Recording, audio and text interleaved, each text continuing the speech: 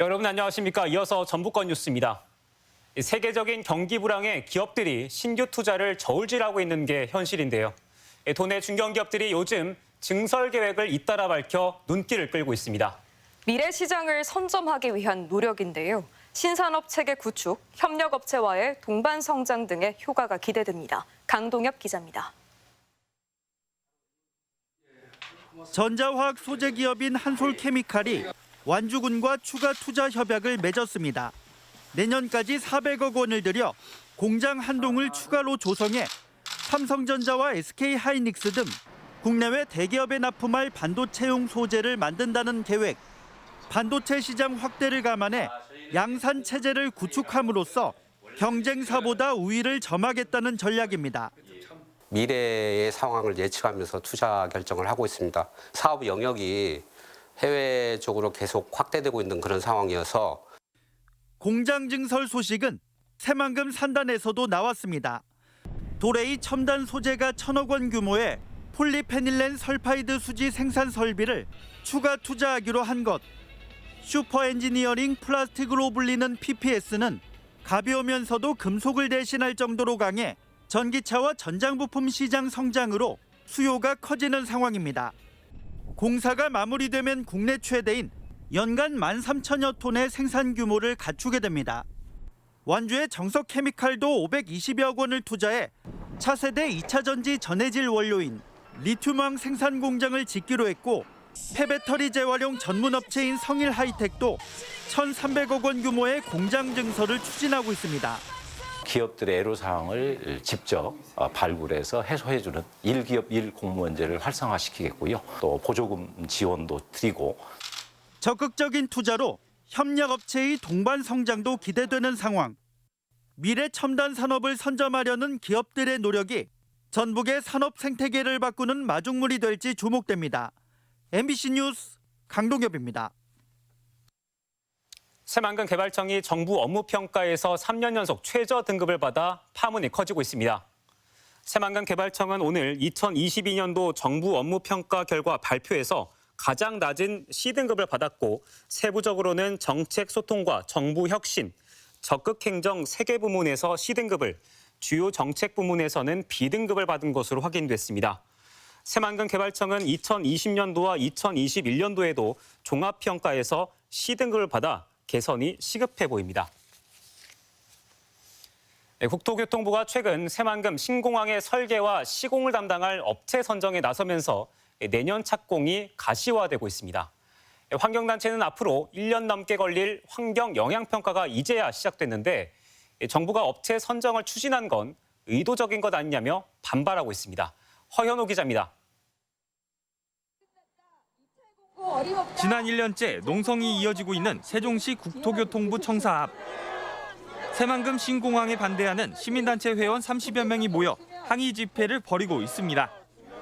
국토교통부가 최근 신공항 설계와 시공에 참여할 업체 선정을 위한 절차에 착수하자 우려의 목소리가 높아진 겁니다.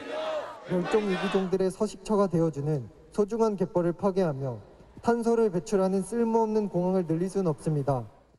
내년 건설에 착공해 오는 2029년 개항을 목표로 하고 있는 새만금 신공항 사업. 장기간 표류하다 지난해 6월 환경부가 법정보호종 보전대책과 항공기의 조류 충돌 최소화 대책 등을 마련하는 조건부로 허가를 내주면서 절차가 추진되는 겁니다. 하지만 환경단체들은 사업 진행 여부를 결정지을 환경영향평가를 위한 절차가 지난해 12월 시작됐는데 정부가 업체 선정과 설계까지 진행하는 것은 터무니없다고 주장합니다. 통상 1년 이상이 걸리는 환경영향평가가 제 역할을 하지 못하고 형식적인 정당성을 얻기 위한 요식행위로 전락했다는 지적입니다. 더 보완을 하라라는 조건을 가지고 조건부동을 해준 거거든요. 그러니까 환경영향 평가가 그래서 무엇보다 더 중요한 평가가 될 텐데, 평가가 진행되기도 전에 사업을 하겠다라는. 이에 대해 국토부는 통상 환경영향평가와 입찰 절차가 동시에 진행된다며 지난달 말 조달청에 사업자 선정을 위한 입찰 공고를 의뢰했고, 내년쯤 설계 시공업체를 선정한다는 계획입니다. 설계를 하지 않으면 환경 영향 평가를 제대로 할 수가 없어요. 또 기본 계획 수립할 때 다르고 또 설계할 때 다르고 조금씩 다르거든요. 그러니까 설계랑 병행을 하는 거예요, 환경 영향 평가를 원래. 행정적으로는 이제 새만금 신공항 착공을 위한 최종 단계만 남겨둔 상황. 환경단체는 기본계획 취소 소송을 청구하고 장관 면담 요구 등 조직적인 대책에 나선다는 계획이어서 갈등은 계속될 전망입니다. MBC 뉴스 허연호입니다. 놀이시설을 타려는 장애인을 업체 측이 막아선 것이 차별이냐 안전조치냐에 대한 논란이 확산되고 있습니다. 지난달 체험학습으로 온 장애인들이 놀이기구 탑승을 거부당해 벌어진 일인데요. 장애인 단체는 위험하다는 이유로 이용을 막는 것은 차별이라며 인권위에 진정을 제기했습니다. 정자영 기자가 취재했습니다. 장애인 인권단체 관계자들이 전북도청 앞에서 집회를 열었습니다. 전주의 한 장애인 복지시설의 지적장애인 9명이 놀이공원에서 차별을 당했다는 겁니다. 어린이도 아닌 성인들이 놀이기구 이용권을 추가로 구매하려 하자 공원 관계자가 장애인이 타기에는 위험하다며 구매를 막았다는 겁니다.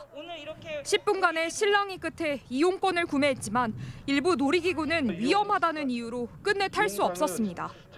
비장애인이 어린이도 탈 수 있는 놀이기구를 장애인이라는 이유로 타면 무조건 사고가 난다. 차별받는 것에 매우 불합당하다고 생각이. 이들이 방문한 김제의 한 놀이공원입니다. 장애인들이 타려 했던 것은 바이킹과 우주전투기 등의 놀이기구. 바이킹은 탑승할 수 있었지만 우주전투기를 타려는 순간 제지당한 겁니다. 놀이공원 관계자는 탑승 중 안전벨트를 손으로 풀 수 있어 안전을 위해 제안했을 뿐이라며 차별이 아니라고 해명합니다. 본인이 매는 안전벨트거든요. 그 벨트는 스스로가 풀을 수도 있다는. 태우면 태울수록 돈인데 안 태우려고 하나도 없죠. 근데 우선은 제가 가장 중요한 게 놀이기구에서는 안전이 최우선이니까. 현재 장애인 차별금지법에는 놀이공원 등 유원시설 관련 규정이 없어 장애인 이용에 관한 판단은 놀이공원 재량에 맡겨져 있습니다. 인권단체는 안전을 내세워 장애인의 권리를 제한하고 차별하는 일이 더 이상 없어야 한다며 국가인권위원회에 진정을 제기하기로 했습니다.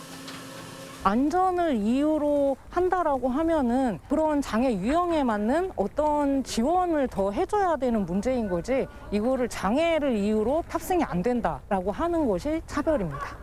한편 지난 2015년 경기도 모 놀이공원에서 지적장애인이 우주 전투기를 타려는 것을 공원 측이 막아선 것은 차별 행위라며 장애인의 손을 들어준 판례가 있습니다. MBC 뉴스 정자형입니다.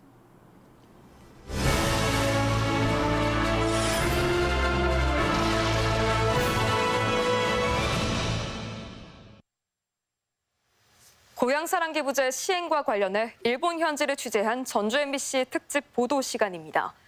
일본에선 고향세 기부자들에게 감사의 표시로 주는 답례품이 하나의 거대한 시장을 형성해가고 있습니다. 산지 특산물이 답례품으로 꾸준히 소비되면서 지역의 사업자나 농가에 큰 도움이 되고 있습니다. 김하연 기자가 현지 취재했습니다. 일본 남서부 끝자락에 위치한 미나미 사츠마시. 변화무쌍한 해안가 그리고 산과 맞닿은 자연 환경이 풍부한 곳인데요. 소주 문화의 발상지로도 알려진 이곳엔 110년 역사의 양조장이 있습니다. 오크통이 늘어선 공간에 들어서자 향긋하고 알싸한 위스키 냄새부터 번집니다. 3년以上という感じです. 2번의 증류를 거쳐 위스키 원액을 만드는 데까진 사람의 손이 가지만 이후 숙성은 자연에 맡깁니다. ウイスキー作りというのがその土地の気候とか風土にものすごく影響を受けます。なのでそこでしか作れない味わいに仕上がる. 이 업체는 위스키와 함께 이 지역 특산물인 고구마를 이용한 소주 등을 고향 납세 답례품으로 납품하고 있습니다. 이곳 위스키 증류소는 지금과 같은 연말 연초가 가장 바쁩니다. 대부분의 기부자들이 고향세 납부가 한 차례 마무리되는 연말에 답례품을 신청하기 때문인데요. 전국에서 밀려오는 주문에 평소보다 생산량이 4배에서 5배가량 늘어난다고 합니다. 연 매출의 30% 정도가 고향세 답례품에서 나옵니다. 売上という面はもう当然なんですけども PR 効果としては大きかったと思いますね. 일본 남부 미야자키현 미야코노조시의 한 육가공 업체. 고급 소고기로 꼽히는 미야자키 규의 인기 부위 허벅지살을 손질하는 작업이 한창입니다. 이 고장의 소고기가 고향새 답례품으로 인기를 끌자 5년 전 창업에 나선 하시구치 씨.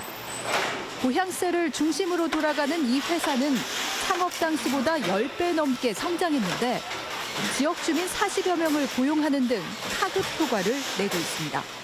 年間で約うちの会社は10億、納税の方が7割から8割。 이렇게 각 지역에서 생산된 상품들은 멀리 대도시의 기부자들에게 전달됩니다. 12月の末に全部申請したものが、今月1月1ヶ月後ぐらいにこれからもっと来ると思うので楽しみです。 우리 돈으로 8조 원 규모까지 커진 일본의 고향납세 기부금. 이 가운데 답례품 명목의 30% 남짓이 지역의 생산자나 업체에게 돌아가는 셈입니다. 고향세가 도입되기 전하고 비교해봤을 때 어떠세요? 全く変わりました。ちょっとしたプチバブル的な要素があります。 일본 내에선 한 지역의 생산과 유통 능력, 상품 기획력의 척도가 되고 있는 고향세 답례품. 한국판 고향기부제 시행 첫 해. 일단 제도의 안착부터가 관건이지만 농도 전북의 시군들은 어떤 상품으로 답례품 시장에서 차별화하고 또 부가가치를 어떻게 끌어낼 것인지 다각적인 고민이 필요해 보입니다. MBC 뉴스 김아연입니다. 전주을 재선거에서 예산 성과 논란이 제기된 가운데 윤석열 정부가 단체장 소속 정당에 따라 국가 예산을 차별했다는 주장이 제기됐습니다. 임정엽 예비후보는 오늘 기자회견을 열고 올해 국가 예산 증가율을 보면 민주당 소속 단체장이 있는 전북은 2.49%, 경기 1.6%, 전남 3.1% 등이고 국민의힘 소속인 강원도는 11%, 경남북과 충남북은 9% 안팎이라며 정운천 의원의 해명을 요구했습니다. 전주을 국회의원 재선거에 출마한 진보당 강성희 예비후보가 민주노총 후보로 추천됐습니다. 민주노총 전북본부는 임시운영위원회를 통해 현대자동차 비정규직 지회장 출신인 강 예비후보에 대한 지지를 결정하고 공식 후보로 추천한다고 밝혔습니다. 김관영 도지사가 2달간 도내 14개 시군 방문에 나섭니다. 김 지사는 오늘 1일 명예 임실군수로 임실군을 방문해 업무 보고와 현안 토론을 진행한 뒤 향토기업인 나래식품에서 애로사항을 청취하는 등 민생 현장 간담회를 진행했습니다. 임실군은 외국인 계절근로자 확대와 장애인 반다비 체육센터 건립, 오수 세계 명견 테마랜드에 대한 지원을 건의했습니다. 김 지사는 또 진안군을 방문해 산림 휴양, 치유 거점으로 도약할 수 있도록 도 차원의 지원을 약속했습니다.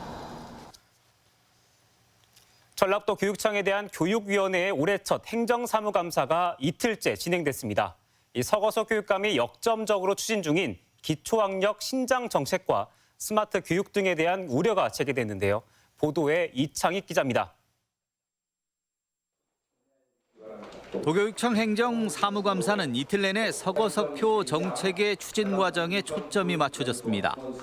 혁신교육을 대체할 미래교육 추진으로 당장 2, 3년 안에 스마트기기 보급이 획기적으로 늘어날 상황, 전기승합공사 같은 기반시설 준비부터 교사들이 스마트 교육을 주도할 능력이 있는지까지 다양한 걱정이 쏟아져 나왔습니다.